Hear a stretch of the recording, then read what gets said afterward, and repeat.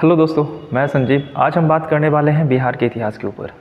बिहार का इतिहास one of the most important topic बन जाता है एग्ज़ाम के पॉइंट ऑफ व्यू से, और हर एग्ज़ाम में बिहार के लगभग हर एग्ज़ाम में बिहार से क्वेश्चन पूछा जाता है। तो इससे पहले मेरा एक वीडियो और अपलोड किया गया है जिसमें हम बात किए थे मगध साम्राज्य के ऊपर। मगध में हर्यक वंश, शिशुनाग वंश और नंद वंश के बारे में बात किए थे। अगर वो वीडियो आप नहीं देखे तो मैं उस वीडियो का लिंक डिस्क्रिप्शन में दे दूँगा। आज हम बात करेंगे मौर्य साम्राज्य और गुप्त साम्राज्य के बारे में। एमसीक्यूज़ होने वाला है ये। प्रीवियस ईयर का जितना भी क्वेश्चन है ऑलमोस्ट मैं कवर करूँगा और डिटेल में हम लोग बात करेंगे। तो चलते हैं बिना देर करते हुए पहले क्वेश्चन के ऊपर। और पहला क्वेश्चन आपके सामने है ये, मौर्यकालीन गुप्तचर व्यवस्था कितने भागों में विभक्त था? यानी मौर्य साम्राज्य का जो गुप्तचर व्यवस्था थी ये कितने भागों में बांटा गया था? तो इसका आंसर होगा ऑप्शन ए, ये 2 भागों में था। एक को संस्था कहा जाता था और एक को कहा जाता था संचार। तो हम ये दोनों के बारे में थोड़ी बातें कर लेते हैं। अगर बात करें सबसे पहले संस्था के ऊपर, तो संस्था ऐसी गुप्तचर जो संस्थाओं में संगठित होकर कार्य करते थे, ये 5 प्रकार के थे। संस्था मुख्यतः 5 प्रकार का हुआ करता था। पहला कापटिक रूप में हुआ करता था, ये विद्यार्थी के वेश में घूमा करते थे। यानी जैसे हमारे भारत में है ना आईबी है, रॉ है ना, उसी तरीके से मौर्य साम्राज्य में भी गुप्त व्यवस्था थी। एक को कहा जाता था संस्था। संस्था मतलब होता है एक स्थान पे रहकर काम करने वाला, एक स्थान पे जो रहकर गुप्तचरी की व्यवस्था करते थे उसे संस्था कहा जाता था। और संचार कहा जाता था जो घूम घूम कर गुप्तचरी करते थे उसे संचार कहा जाता था। संस्था में एक को कापटिक कहा जाता था, कापटिक विद्यार्थी के रूप में घूमा करते थे। और एक उदास्थिति था, ये सन्यासी के वेश में घूमा करते थे। गृहपतिक था, किसान के वेश में रहते थे। वैदेहिक था, जो व्यापारिक के वेश में रहते थे। और तापस था, जो तपस्वियों के रूप में रहते थे।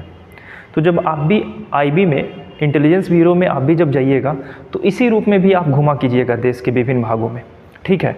और संचार के बारे में देखें तो संतरी हुआ करता था, तीक्ष्ण, रसद और परिवाचिका, ये सारे हुआ करते थे जो गुप्तचरी का काम करते थे। तो ये जो पॉइंट है संस्था और संचार, उसके अलावा ये जो विभाग दिया हुआ है इसको आपको अच्छे से याद करना है, क्योंकि अक्सर यहीं से क्वेश्चन उठाएगा। ये नहीं पूछेगा कि मौर्य साम्राज्य में गुप्तचरी व्यवस्था कितने प्रकार की थी, बल्कि ये पूछेगा मौर्य साम्राज्य में गृहपतिक किसे कहा जाता था। तो गृहपतिक कहा जाता था जो किसान के वेश में गुप्तचरी व्यवस्था करते थे और ये संस्था के अंतर्गत आते थे। ये भी पूछा जा सकता है कि संस्था में कितने प्रकार के गुप्तचर हुआ करते थे। तो संस्था में मुख्यतः 5 प्रकार के गुप्तचर थे, जबकि अगर हम संचार का बात करें तो संचार में मुख्यतः 4 प्रकार के गुप्तचर थे। तो ये सारे जो छोटे छोटे फैक्ट बन रहे हैं एग्जाम में अच्छे से क्वेश्चन यहाँ से पूछा जाता है। तो अगर स्क्रीनशॉट आपको लेना है तो मैं बोर्ड को क्लियर कर रहा हूँ, आप इसका स्क्रीनशॉट ले लीजिए। मोस्ट इंपॉर्टेंट पॉइंट है। चलते हैं आगे नेक्स्ट क्वेश्चन के ऊपर। और अगला क्वेश्चन आपके सामने है ये। क्वेश्चन पूछ रहा है मौर्यकालीन राज्य व्यवस्था के कितने स्रोत थे? यानी कितना साधन था जिससे मौर्य काल में टैक्स आता था? तो इसका आंसर क्या होगा? इसका आंसर होगा सी, यानी 7 प्रकार था। अब ये 7 प्रकार, भारत सरकार का भी टैक्स अलग अलग है ना। जीएसटी आ गया, जीएसटी का भी स्लैब है 0, 5, 12, 18 और 23% का स्लैब है। उसी तरीके से मौर्य साम्राज्य में भी टैक्स का प्रावधान था जो 7 जगहों से आता था। अगर हम टैक्स के बारे में बात करें तो थोड़ी सी बात इसमें कर लेते हैं। बात करते हैं कि पहला दुर्ग, ये नगरों से प्राप्त आय था। राष्ट्र जनपदों और ग्रामों से प्राप्त किया जाता था। खनिज जो होता था वो खानों से प्राप्त होने वाली आय थी। अगर सेतु के बात करें, फल फूल एवं सब्जियों से प्राप्त होने वाली आय थी। वन जंगलों से प्राप्त होने वाली, ब्रज पशुओं से प्राप्त होने वाली, और वणिक पथ जो था वो स्थल और जल मार्ग से प्राप्त होने वाला कर था। यानी मौर्य साम्राज्य में 7 प्रकार के टैक्स लगाए जाते थे, यानी 7 प्रकार का साधन था आय को जुटाने का। और ये 7 प्रकार में one of the most important बन जाता है कि ये कहाँ कहाँ से आते थे। सेतु के बारे में पूछ दिया जा सकता है, वन के बारे में और वणिक पथ के बारे में अगर पूछा जाएगा तो आप आसानी से आंसर लगा लेंगे। वणिक मतलब होता है क्या? स्थल मार्ग और जल मार्ग।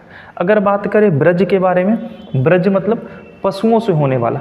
तो भारत सरकार भी विभिन्न प्रकार के टैक्स लगाती है। सारे गुड्स एंड सर्विस टैक्स जब आया है, लग्जरी जो गुड्स है 28% का टैक्स उसमें पे करना पड़ता है ना।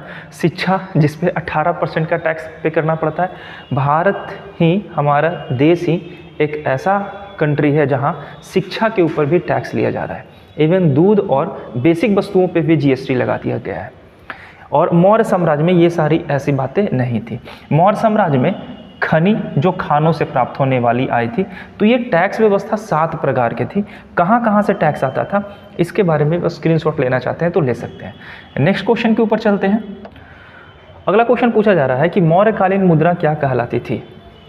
तो यहाँ करेंसी की बात की जा रही है कि मौर्य साम्राज्य में जो करेंसी चलती थी वो किस नाम से जाना जाता था। जैसे भारत की करेंसी रुपया के नाम से जाना जाता है, बांग्लादेश की करेंसी टका के नाम से जाना जाता है, नेपाल की करेंसी नगुल्ट्रम के नाम से जाना जाता है ना। तो उसी तरीके से मौर्य साम्राज्य का जो सिक्का था वो किस नाम से जाना जाता था। तो मौर्य साम्राज्य के सिक्का पर्ण के नाम से जाना जाता था। पर्ण क्या था, तो पर्ण जो था वो 3/4 यानी 70% से बना चांदी का सिक्का था। ठीक है ना, ये थोड़ा सा ध्यान रखना है। कभी कभी ये पूछ दिया जाएगा आपसे कि बताइए कि पर्ण जो था वो क्या था। तो 3/4 तोले के बराबर चांदी के सिक्के थे जिसे पन कहा जाता था। यानी पन की करेंसी जो थी उसमें चांदी की मात्रा 75% थी। मौर्यकालीन सिक्कों में स्वर्ण के सिक्के, चांदी के सिक्के और तांबे के सिक्के भी मिलते हैं। यानी मौर्य साम्राज्य में ये तीनों प्रकार के सिक्के चलते थे। अभी अगर भारत की बारे में बात करें तो पीतल की करेंसी चलती है, 10 का सिक्का आप दे सकते हैं। स्टील की करेंसी चलती है ना। लेकिन उस समय सोना, चांदी और तांबे के सिक्के चला करते थे। ठीक है, अगर बात करें सिक्के का बात आ रहा है तो सिक्का में एक बात और याद रखिएगा, एक क्वेश्चन आता है शीशे के सिक्के, है ना। शीशे के सिक्के किसने चलवाए थे, ये क्वेश्चन बार बार आता है कि वो कौन सा साम्राज्य था जिसने शीशे के सिक्के चलाया था। तो ये थे सातवाहन, है ना, सातवाहन वंश। सातवाहन ने 2-3 काम ऐसे ऐसे किए हैं जो आने वाले जो हमारे इतिहासकार थे, ये आने वाले जो हमारा वंश था वो उसको फॉलो किया। जैसे सातवाहन ने ब्राह्मणों को सबसे पहले भूमि और जागीर देने की, दान देने की प्रथा शुरू की, है ना। भूमि देने की और जागीर देने की प्रथा शुरू की कौन, सातवाहनों ने। और ये कंटिन्यू चलता रहा मुगल साम्राज्य तक। ठीक है, सिक्के का जिक्र आया तो एक सिक्का और पूछा जाता है आपसे कि चमड़े के सिक्के किसने जारी किए थे। ये काफ़ी इंपॉर्टेंट है और कुछ बच्चे इसके बारे में जानते होंगे। चमड़े का सिक्का का स्टोरी जानने के लिए आपको जानना पड़ेगा हुमायूं के बारे में, हुमायूं और शेरशाह सूरी के बारे में। अब ये बीच में कहाँ से आ गए हुमायूं और शेरशाह सूरी। तो शेरशाह सूरी और हुमायूं वैसे आता है कि दोनों के बीच युद्ध होता है। आपको याद होगा 1539 का चौसा का युद्ध, है ना। और चौसा के युद्ध में हुमायूं पराजित होते और शेरशाह जीत जाते हैं। चौसा का युद्ध कब हुआ था, 1539 में। अब जब ऐसा होता है, हुमायूं क्या करता है, नदी में कूदकर अपनी जान बचाता है। स्टोरी काफ़ी लंबी है लेकिन मैं शॉर्ट में समझाता हूँ। हुमायूं जान बचाने के लिए गंगा नदी में कूद जाते हैं। गंगा नदी में एक नाविक होता है, वही हुमायूं की जान बचाता है और हुमायूं उसको एक दिन का मुगल बादशाह बना देता है। और यही नाव खेने वाला व्यक्ति जो हुमायूं की जान बचाया है, उसी ने चमड़े का सिक्का जारी किया था। ठीक है, चौसा का युद्ध यहाँ पे हुआ है और एक युद्ध और होगा जिसे कन्नौज या बिलग्राम का युद्ध कहते हैं। ये भी क्वेश्चन एग्जाम में अच्छे से पूछा जाता है, कन्नौज या बिलग्राम का युद्ध, है ना। तो ये बातें दोनों याद रखिएगा कि चौसा का युद्ध कब हुआ, कन्नौज और बिलग्राम का युद्ध कब हुआ। हाँ, किसके किसके मध्य हुआ था, तो दोनों युद्ध जो हुआ था शेरशाह सूरी और हुमायूं के ही मध्य हुआ था, जिसमें हुमायूं पराजित हुआ था। फाइनली कन्नौज के युद्ध में हुमायूं हार जाता है और दिल्ली छोड़कर चला जाता है और मुगल बादशाह यानी मुगल साम्राज्य पे सूर्यवंश अफगान सत्ता की स्थापना हो जाती है ना। और शेरशाह सूरी दूसरा अफगान शासक था। तो एक क्वेश्चन और बनता है कि पहला अफगान शासक कौन था जिसने दिल्ली सिंहासन पर राज्य किया था। इसका आंसर हमें कमेंट में करना कि पहला अफगान शासक कौन था जिसने दिल्ली की गद्दी पर राज्य किया। ये दूसरा अफगान शासक है। आगे चलते हैं, नेक्स्ट क्वेश्चन। आई होप कि आपको वीडियो अच्छी लग रही होगी। अगर अच्छी लग रही है तभी आप लाइक कीजिएगा, ठीक है। और जो क्वेश्चन मैं पूछता जा रहा हूँ एटलीस्ट उसका आंसर आप हमें कमेंट में जरूर देना, ठीक है। बात करते हैं अर्थशास्त्र की। तो अर्थशास्त्र में सीता भूमि की व्याख्या किस प्रकार से की गई है। तो सबसे पहले यही बात आती है कि अर्थशास्त्र के लेखक कौन थे, और इसके बारे में ऑलरेडी मैं पहले वीडियो में जिक्र कर चुका हूँ और इसका आंसर आप लोग हमें दोगे कि अर्थशास्त्र के लेखक कौन थे, ठीक है, और उनका नाम क्या क्या था, जिनके जो लेखक थे उनका 3 नाम था, और तीनों नाम का आंसर हमें कमेंट में करना। सीता भूमि किसे कहा जाता था? तो भूमि पर खेती से प्राप्त होने वाली जो आय थी ना उसे, और कौन सी भूमि थी ये? तो ये राजस्व भूमि थी, यानी राज्य की भूमि थी। यहाँ से जो होती थी इनकम उसे हम लोग सीता भूमि कहा करते थे। बात करें अगर आगे अगला क्वेश्चन का, तो पूछ रहा है मौर्य सम्राट बिंदुसार के राज दरबार में यूनानी शासक एंटियोकस प्रथम ने राजदूत बनाकर किसे भेजा था? राजदूत से बड़ा क्वेश्चन आता है, चंद्रगुप्त मौर्य के शासनकाल में कौन से राजदूत आए थे? तो आता है बिंदुसार आएंगे, मेगास्थनीज आएंगे, है ना। सेल्यूकस निकेटर मेगास्थनीज को भेजेगा अपना राजदूत बनाकर। उसी तरीके से बिंदुसार के दरबार में ये जो एंटियोकस प्रथम है वो किसे राजदूत बनाकर भेजेंगे? तो एंटियोकस प्रथम डायनेसियस को राजदूत बनाकर भेजेंगे, जबकि मेगास्थनीज जो था वो चंद्रगुप्त मौर्य के शासनकाल में आता है राजदूत बन के, है ना, और इंडिका नामक पुस्तक लिखता है।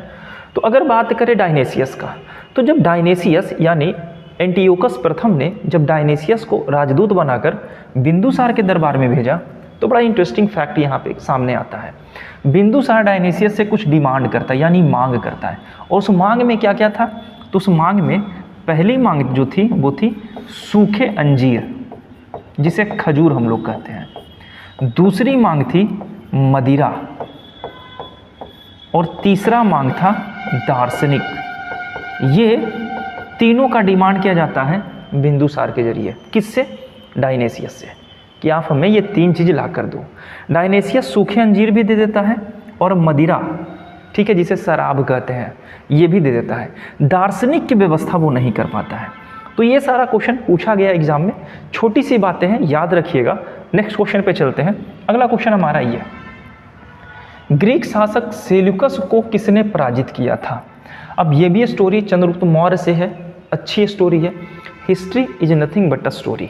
अगर आपको कहानी सुनने में मज़ा आता है तो पूरा का पूरा इतिहास डेट वाइज आपको याद रहेगा, ठीक है। जैसे चंदा मामा की कहानी आपको याद है, उसी तरीके से ये भी स्टोरी आपको याद रहेगी, और कभी भी till the end of death कभी भी ये भूलिएगा नहीं। तो बात करें अगर सेल्यूकस निकेटर का, और सेल्यूकस निकेटर को किसने पराजित किया था? तो चंद्रगुप्त मौर्य। इसकी स्टोरी क्या है? तो इसका स्टोरी स्टार्ट होता है 305 BC, यानी ईसा मसीह के जन्म से 305 वर्ष पहले सेल्यूकस निकेटर चंद्रगुप्त मौर्य पे हमला करता है। और इससे पहले चंद्रगुप्त मौर्य क्या करता है? धनानंद को पराजित करता है। आपको ये बातें याद होगी, धनानंद को ये 320 BC में पराजित करता है। BC है तो पीछे जाएंगे ना, इससे पीछे जाएंगे, है ना, लौटेगा ना टाइम। 20 से धीरे धीरे करके 0 पे आएगा, और फिर 1 2 3 4 चलेगा, ये तो आपको पता होगा। 320 BC में क्या करते हैं? धनानंद क्या करते हैं? चंद्रगुप्त मौर्य धनानंद को पराजित करते हैं चाणक्य की सहायता से। और जब नंद वंश पराजित हो जाता है और मौर्य वंश का उत्थान होता है, उसके 15 वर्षों के बाद सेल्यूकस निकेटर चंद्रगुप्त मौर्य पे हमला करता है, और सेल्यूकस निकेटर इस युद्ध में हार जाता है। हारने के बाद सेल्यूकस निकेटर चंद्रगुप्त मौर्य से संधि करता है, और संधि में होता क्या है? ये युद्ध कब हुआ था? तो अच्छे से याद रखिएगा, 305 BC में हुआ था, सेल्यूकस निकेटर और चंद्रगुप्त मौर्य के बीच में। संधि के तहत सेल्यूकस निकेटर की एक पुत्री थी जिसका नाम था सिल्यूसिया, या इसे हेलेना के नाम से भी जानते हैं, और चंद्रगुप्त मौर्य और इसके बीच शादी करवा दी जाती है, जो सेल्यूकस निकेटर की पुत्री होती है, ठीक है। और इसके बदले सेल्यूकस निकेटर चंद्रगुप्त मौर्य को हेरात, काबुल, कंधार और बलूचिस्तान, ये दहेज के रूप में चंद्रगुप्त मौर्य को दिया जाता है, यानी लगभग पूरा का पूरा अफगानिस्तान, ठीक है। ये पूरा क्षेत्र किसको दिया जाता है? चंद्रगुप्त मौर्य को।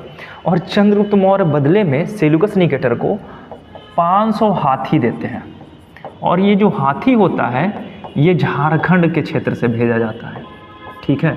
तो ये छोटी सी बातें जो है इसको अच्छे से याद रखिएगा। और सेल्यूकस निकेटर ही एक राजदूत भेजा था जिसका नाम था मेगास्थनीज, है ना, और मेगास्थनीज ने इंडिका नामक पुस्तक लिखा था। अब ये बता दीजिए कि मेगास्थनीज कितने वर्षों तक चंद्रगुप्त मौर्य के दरबार में रहा था। इसका आंसर आप हमें कमेंट में कीजिएगा। नेक्स्ट क्वेश्चन पे चलते हैं।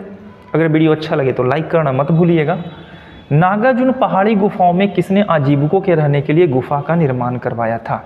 काफ़ी इंपॉर्टेंट क्वेश्चन है। नागार्जुन पहाड़ी गया में है ना। तो ये मौर्य कला जब आप पढ़िएगा, बीपीएससी का मोस्ट इंपॉर्टेंट टॉपिक होता है पॉइंट कला। मौर्य कला, पाल कला, पटना कला और मधुबनी पेंटिंग, ये 4 जो कला है यहाँ से मोस्ट इंपॉर्टेंट पॉइंट बनते हैं। और मेंस में तो पक्का एक क्वेश्चन कला से बनता ही बनता है। अब तो 7-8 नंबर का क्वेश्चन बनता है, पहले तो 32 नंबर का क्वेश्चन बनता था।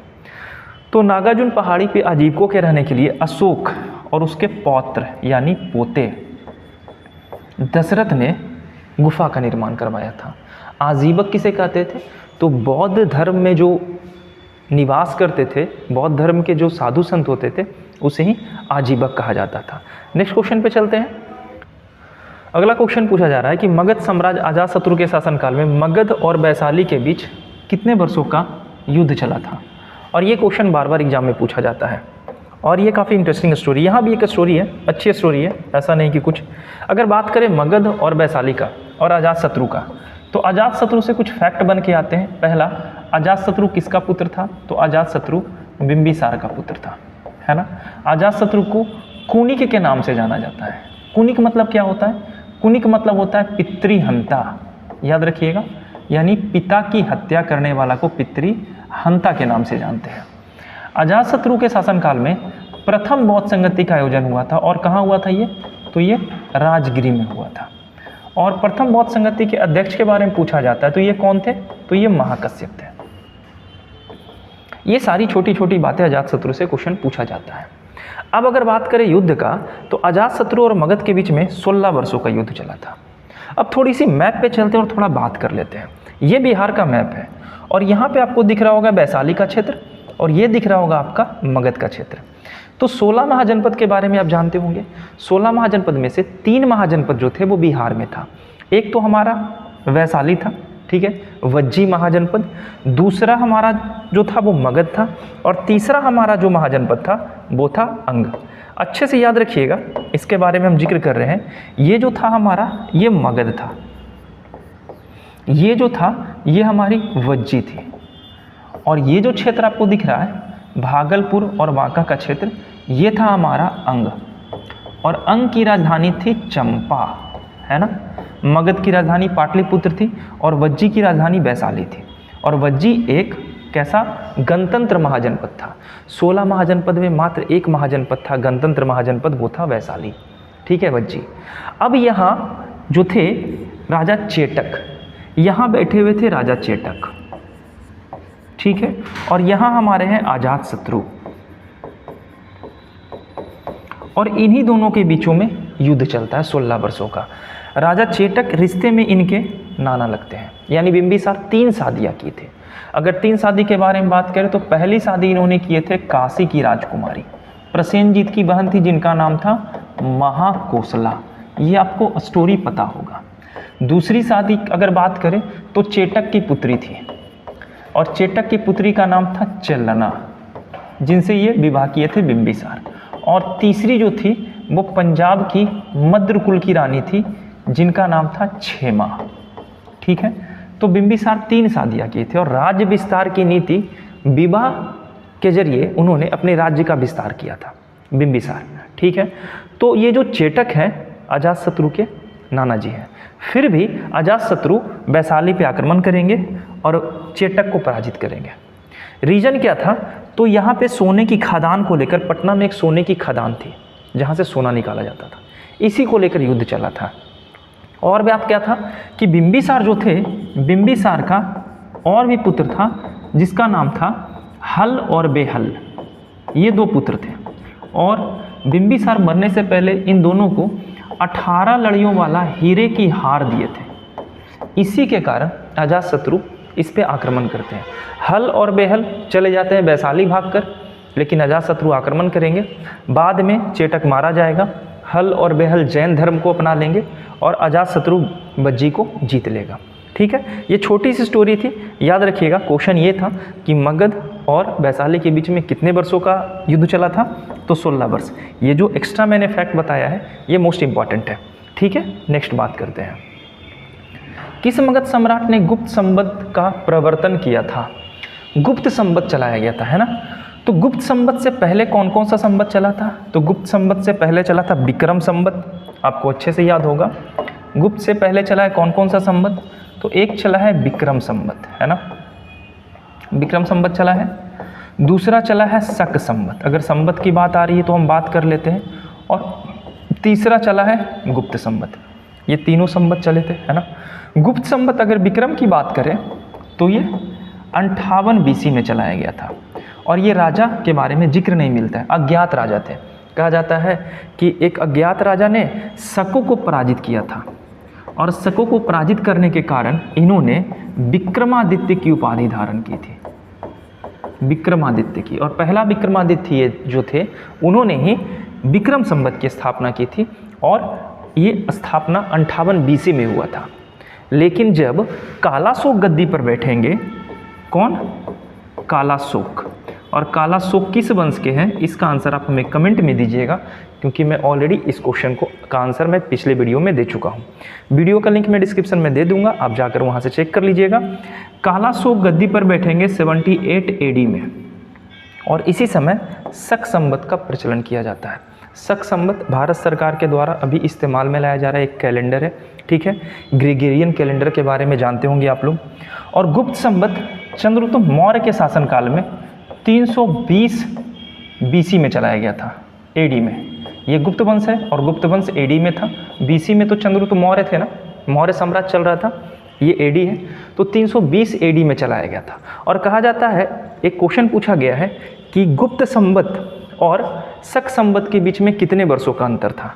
तो शक संवत और गुप्त संवत के बीच में अंतर का बात करें तो ये 320 होगा, AD होगा, और अंतर था 284 वर्षों का। ये बातें याद रखिएगा, ठीक है। तो पूछा गया था, मेरा क्वेश्चन क्या पूछा गया था? गुप्त संवत का प्रवर्तन यानी चालन किसने किया था? तो जब चंद्रगुप्त मौर्य गद्दी पर बैठे थे, तो गद्दी पर बैठने के उपलक्ष्य में इन्होंने गुप्त संवत का प्रचलन किया था, ठीक है। आगे चलते हैं नेक्स्ट क्वेश्चन पे। किस मगध सम्राट के शासनकाल में चीनी बौद्ध यात्री हुएनसांग भारत आया था? ये तो बहुत बार क्वेश्चन पूछा गया है, लगभग हर एग्जाम में ये क्वेश्चन पूछा गया है ना। ये आए थे चंद्रगुप्त द्वितीय के शासनकाल में, है ना। चंद्रगुप्त द्वितीय कौन है? तो ये रामगुप्त के छोटे भाई है। चंद्रगुप्त द्वितीय के बारे में आपको पता होगा, ये विक्रमादित्य के नाम से जाने जाते हैं। और जो टोटल विक्रमादित्य हुए थे 14 हुए थे, और 14 में से सबसे शक्तिशाली विक्रमादित्य जो हुए वो चंद्रगुप्त द्वितीय हुए थे। इन्होंने ही शकों को पराजित किया था। इनके बड़े भाई थे जिनका नाम था रामगुप्त, और रामगुप्त की पत्नी को शक, रामगुप्त पे जब रामगुप्त गद्दी पे बैठते हैं तो शक आक्रमण करते हैं, और शक गुप्त साम्राज्य को जीतते हैं, और रामगुप्त से संधि करते हैं कि मैं तुम्हारे साम्राज्य को छोड़ दूंगा, बदले में मुझे तुम्हारी पत्नी चाहिए। रामगुप्त मान जाते हैं, लेकिन ये बात चंद्रगुप्त द्वितीय को बुरी लग जाती है। और चंद्रगुप्त जो द्वितीय है ये रामगुप्त के छोटे भाई हैं।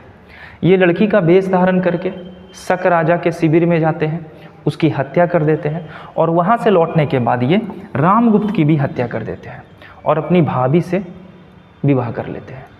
और इनकी भाभी का नाम था ध्रुव देवी, जिसे ध्रुवा देवी के नाम से भी जाना जाता है। और इसके बाद चंद्रगुप्त द्वितीय विक्रमादित्य की उपाधि धारण करते हैं और गुप्त साम्राज्य की गद्दी पे बैठते हैं। और चीनी यात्री हुएनसांग इन्हीं के शासनकाल में भारत आए थे, ठीक है। नेक्स्ट क्वेश्चन पे चलते हैं। चंद्रगुप्त प्रथम का राज्य अभिषेक कहाँ हुआ था? प्रथम के बारे में पूछ रहा है, का राज्य अभिषेक कहाँ हुआ था? तो इनका राज्य अभिषेक होगा पाटलिपुत्र में। पाटलिपुत्र में एक जगह है जिसका नाम है कुम्भरार, ठीक है, कुम्भरार। और यहीं से अशोक, ये जो चंद्रगुप्त मौर्य है, इनका मिला है राजप्रसाद। राजप्रसाद यानी महल। कहा जाता है कि पटना में चंद्रगुप्त मौर्य का महल था, और महल जो था वो 80 खंभों वाला था, यानी पिलर थे 80। इसका जो छत और जो फर्श था वो लकड़ी का बना हुआ था। तो ये सारी बातें एक एक करके क्वेश्चन पूछा जाता है, ठीक है, तो याद रखिएगा। और इस महल के बारे में डिटेल में जानकारी क्वेश्चन पूछा जाता है एग्जाम में। ये राजप्रसाद के बारे में जिक्र किया जाता है मेंस में, ठीक है, जब कला पढ़िएगा तो ये क्वेश्चन आते हैं। नेक्स्ट क्वेश्चन पे चलते हैं। बिहार में गुप्त शक्ति के संगठन का श्रेय किसे दिया जाता है? तो बिहार में गुप्त शक्ति का संगठन जो किए थे वो चंद्रगुप्त द्वितीय किए थे, जो सबसे शक्तिशाली विक्रमादित्य हुए। इन्हीं के शासनकाल में आए थे फाहियान। अच्छे से याद रखिएगा ये सारी बातें। आगे चलते हैं। किस शासक ने सिंहल के राजा मेघवर्मन ने बोध गया में बौद्ध मठ स्थापित करने की अनुमति मांगी थी? सिंहल मतलब होता है श्रीलंका, ठीक है। तो अच्छे से ये बातें याद रखनी है कि श्रीलंका के राजा मेघवर्मन थे, और जब समुद्रगुप्त गद्दी पे थे, और समुद्रगुप्त जो थे ये जैन धर्म का पालन करते थे। पहले बात ये जान लेना, जैन धर्म का पालन ये भी करते थे, जैन धर्म का पालन चंद्रगुप्त मौर्य भी करते थे, है ना। जब श्रीलंका के राजा मेघवर्मन अपने राजदूत को भेजते हैं समुद्रगुप्त के पास और कहते हैं कि मुझे बोधगया में बौद्ध मठ बनवाना है, तो ये जैन धर्म का पालन करते हुए भी ये अनुमति प्रदान करते हैं कि आप ऐसा कर सकते हैं।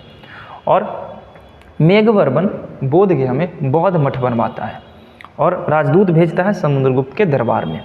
नेक्स्ट क्वेश्चन पे चलते हैं। नालंदा विश्वविद्यालय की स्थापना का युग क्या था? तो यहाँ पे तो युग पूछा है, कभी कभी राजा का नाम पूछ लेगा। तो युग था गुप्त साम्राज्य के शासनकाल में, और इस समय गद्दी पे बैठे हुए थे कौन? तो गद्दी पे बैठे हुए थे कुमारगुप्त। ये क्वेश्चन पूछता है कि नालंदा विश्वविद्यालय की स्थापना गुप्त वंश के किस शासक ने करवाया था? कभी कभी ये भी आपसे पूछ लेगा कि कितनी ईस्वी में हुआ था? तो 415 से लेके 445 एडी के आसपास में हमारा नालंदा विश्वविद्यालय बनाया गया था। यानी 5वीं शताब्दी में, 5वीं शताब्दी के प्रारंभ में ही नालंदा विश्वविद्यालय बनाया गया था। किसके जरिए? कुमारगुप्त के जरिए। और कुमारगुप्त किस वंश के हैं? तो गुप्त साम्राज्य के हैं, ठीक है। नेक्स्ट क्वेश्चन पे चलते हैं। बोधगया के महाबोधि मंदिर की स्थापना हुई थी, तो महाबोधि मंदिर की स्थापना भी किसके शासनकाल में हुआ था? गुप्त काल के शासनकाल में। महाबोधि मंदिर में मैं बताया ना कि जो सिहली है श्रीलंका के शासक मेघवर्मन यहाँ मठ बनवाना चाहते थे, समुद्रगुप्त की परमिशन लिए थे, ठीक है। नेक्स्ट क्वेश्चन पे चलते हैं। चीनी बौद्ध यात्री फाहियान कितने समय तक पाटलिपुत्र में रहा था? अच्छे से याद रखिएगा, पाटलिपुत्र के बारे में पूछ रहा है, ना कि चंद्रगुप्त द्वितीय के शासनकाल में।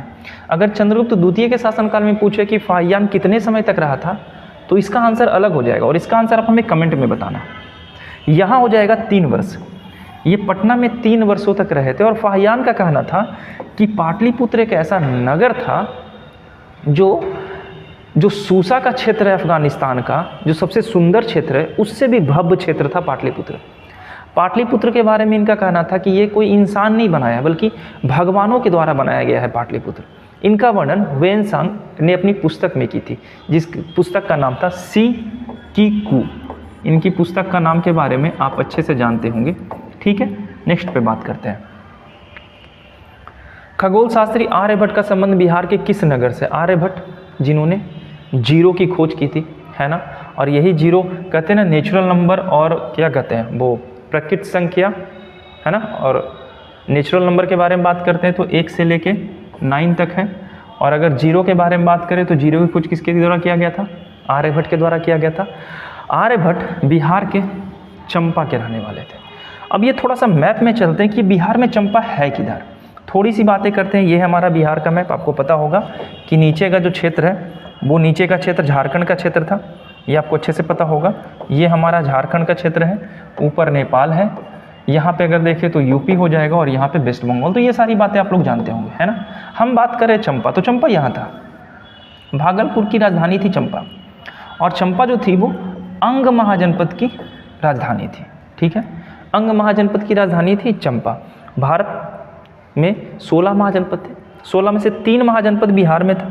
ये यहाँ पे था वज्जी महाजनपद, और इसकी राजधानी थी वैशाली।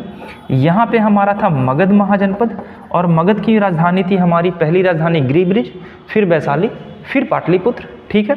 और तीसरी महाजनपद थी अंग, और अंग की राजधानी थी कहाँ? चंपा। और आर्यभट्ट यहीं के रहने वाले थे, ठीक है। नेक्स्ट क्वेश्चन पे चलते हैं। महाबोधि वृक्ष को क्षति पहुंचाने वाला शासक कौन था? वो कौन सा शासक था जिसने बोधि वृक्ष को कटवा दिया था? तो ये था शशांक। शशांक के बारे में इंटरेस्टिंग कहानी है। ये जो हमारे होते पुष्यभूति वंश के बारे में आप जानते होंगे। पुष्यभूति वंश यानी हर्षवर्धन के बारे में, है ना। पुष्यभूति वंश। और पुष्यभूति वंश में एक शासक होता है जिसका नाम होता है हर्षवर्धन। और हर्षवर्धन का भी काफ़ी अच्छा इंटरेस्टिंग स्टोरी है। हर्षवर्धन काफ़ी छोटे उम्र में गद्दी पर बैठते हैं। इनकी बहन थी राजश्री, जिनको शशांक ने और अपने दोस्तों के साथ मिलकर अगवा कर लिया था। इनके बड़े भाई की हत्या कर दी गई, इनके पिता की हत्या कर दी गई। तो ये पुष्यभूति वंश की एक अच्छी स्टोरी है, ठीक है। हर्षवर्धन के समय में हुएनसांग आए थे भारत। ये भी पूछा जाता है कि हुएनसांग किसके समय में भारत आए थे, तो हर्षवर्धन के शासनकाल में आए थे। हर्षवर्धन के दरबार में बाणभट्ट निवास करते थे और बाणभट्ट ने हर्षचरित नामक पुस्तक की रचना की थी। ये क्वेश्चन पूछा जाता है। हर्षवर्धन ने भी 3 पुस्तकें लिखी थी। एक का नाम था नागानंद, दूसरा का नाम था रत्नावली और तीसरे का नाम था प्रियदर्शिका। ये तीनों पुस्तक हर्षवर्धन के द्वारा लिखा गया है, ठीक है। और हर्षवर्धन को पराजित करने वाले कौन थे, तो पुलकेशिन द्वितीय। पुलकेशिन द्वितीय ने हर्षवर्धन को पराजित किया था, है ना। कभी कभी पूछेगा किस नदी के किनारे पराजित किया था, तो नर्मदा नदी के बाएं तट पर पुलकेशिन द्वितीय ने हर्षवर्धन को पराजित किया था, ठीक है। नेक्स्ट क्वेश्चन पे चलते हैं। गुप्त वंशीय शासक किस धर्म को मानने वाले थे, तो गुप्त वंश के शासक थे जो हमारे बौद्ध धर्म को मानते थे। वैसे तो ये वैष्णव धर्म को मानते थे, तो यहाँ पे हम आंसर लेंगे वैष्णव धर्म में। ये बौद्ध धर्म, जैन धर्म सबको मानते थे, लेकिन आंसर यहाँ पे होगा वैष्णव धर्म। कहीं कहीं पे आप देखिएगा कि इसका आंसर बौद्ध धर्म भी दिया रहेगा। आगे चलते हैं। गुप्त काल की समाप्ति के बाद किस वंश का शासनकाल में मगध में स्थापित हुआ था, तो गुप्त के बाद जो उत्तर गुप्त आया था उस समय आया था हमारा कौन, तो उस समय आया था मौखरी वंश। मौखरी वंश या मौखरी को ही पुष्यभूति वंश भी कहते हैं, ठीक है। और मौखरी वंश के ही शासक थे हमारे हर्षवर्धन। नेक्स्ट क्वेश्चन पे चलते हैं। वह ग्रंथ जिसमें पाटलिपुत्र प्रशासन का वर्णन उपलब्ध है, ये पुस्तक कौन सी है, तो ये पुस्तक है इंडिका। इंडिका मेगास्थनीज के द्वारा लिखा गया था पुस्तक। मौर्यकालीन राजा व्यवस्था के किस अंग का प्रमुख होता था, तो मौर्यकालीन जो राजा होते थे वो कार्यपालिका, व्यवस्थापिका और न्यायपालिका, यानी उपयुक्त में से सभी। इसका आंसर होगा ऑप्शन डी। नेक्स्ट, मौर्यकालीन नगर प्रशासन कितनी समितियों का सहयोग रहता था, तो समितियां हुआ करती थी 6। और ये कौन कौन सी समिति थी, तो एक बार आप समिति को देख लीजिएगा, स्क्रीनशॉट लेना है तो ले लीजिएगा। शिल्पकाल समिति, विदेश समिति, जनसंख्या समिति, उद्योग समिति, वस्तु निरीक्षक समिति और कर निरीक्षक समिति। ये 6 समितियों में बटा हुआ था। चलते हैं नेक्स्ट क्वेश्चन पे। मौर्यकालीन मंत्री परिषद में मंत्रियों की संख्या कितनी होती थी, मंत्रियों की संख्या 12 से 20 होती थी। नेक्स्ट, मौर्यकालीन केंद्रीय शासन संचालन के लिए कई विभाग बनाए गए थे, उन विभागों को क्या कहा जाता था, तो मौर्य संचालन में जो विभाग बनाए गए थे वो विभाग कहलाते थे तीर्थ। नेक्स्ट, कौटिल्य के अर्थशास्त्र में कितने तीर्थ का उल्लेख किया गया है, तो कौटिल्य के अर्थशास्त्र में 18 तीर्थों का उल्लेख किया गया है। और ये 18 तीर्थ आप स्क्रीनशॉट ले लीजिएगा, यहाँ से one of the most important question बनते हैं और मौर्य काल में यहीं से क्वेश्चन बनेंगे, तो स्क्रीनशॉट ले लीजिएगा। कौन कौन से तीर्थ थे, तो आप देख सकते हैं समाहर्ता के बारे में बार बार पूछा जाता है, ठीक है। उसके बाद प्रतिष्ठा के बारे में पूछा जाता है, समाहर्ता राजस्व विभाग था। प्रतिष्ठा के बारे में बात करें तो ये फौजदारी न्यायालय था। तो यहाँ से क्वेश्चन आती है, ठीक है। आई होप कि ये वीडियो आपको अच्छा लगा होगा। अच्छा लगा लाइक कीजिए, शेयर कीजिए। नेक्स्ट वीडियो में हम आएंगे और ये हमारा बिहार का इतिहास जो मैं 2 वीडियो में ख़त्म कर चुका ऑलमोस्ट। अगर वो वीडियो पहला नहीं देखे तो मैं लिंक डिस्क्रिप्शन में दे दूंगा। और इससे ज़्यादा क्वेश्चन एंशिएंट हिस्ट्री में बिहार से नहीं पूछा जाएगा। अब हम बात करेंगे बिहार के मध्यकालीन इतिहास के ऊपर और फिर बात करेंगे बिहार के आधुनिक इतिहास के ऊपर। बिहार में 1857 ईस्वी के विद्रोह में बिहार की क्या भूमिका रही, कौन कौन से लोग बिहार से अपना योगदान दिए थे, चंपारण रिवोल्ट जो हुआ था उसके बारे में हम बात करेंगे। और उसके बाद हम बात करेंगे बिहार की ज्योग्राफी। यानी बीपीएससी का एग्ज़ाम सबको पता है 13 दिसंबर और 14 दिसंबर को होने वाला है ना। इससे पहले बिहार हमारा ख़त्म हो जाएगा और इससे पहले क्या, मैं नवंबर ख़त्म होते होते बिहार का इतिहास, बिहार का पूरा पेपर मैं ख़त्म कर दूंगा MCQs। और जिस तरीके से हम बात कर रहे थे इसी तरीके से बात करेंगे। जो क्वेश्चन मैं आपसे पूछ रहा हूँ मैं आशा करता हूँ कि आप उसका आंसर ज़रूर कमेंट में दीजिएगा। तो मिलते हैं नेक्स्ट वीडियो के साथ। धन्यवाद।